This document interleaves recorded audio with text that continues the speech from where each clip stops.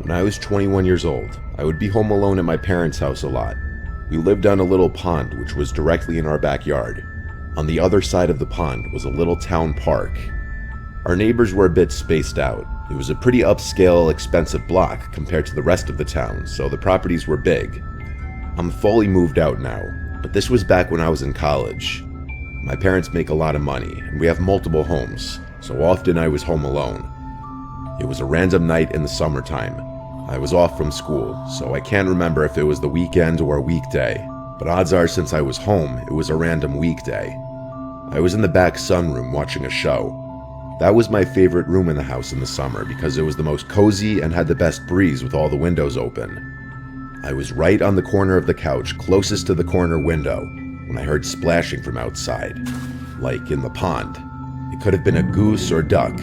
Sometimes they'd fight in the water and make a bunch of splashing sounds, so at first I ignored it, but as it persisted, I decided to lower the volume on the TV and listen. I put my ear up to the window even, and I heard consistent splashing sounds, way too heavy to be from a duck or goose. It sounded like they were splashes from a person. I opened the door in the sunroom and stepped outside to the deck. I looked out to the pitch darkness of the backyard. I now heard a man's humming along with the splashes. Someone was definitely swimming in the water. They were trespassing.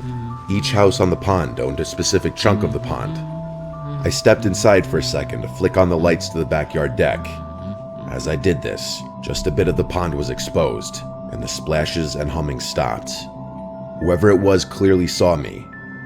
I wondered if it was one of the neighbors going for a swim or something, which also just seemed weird because no one really swam in the pond ever.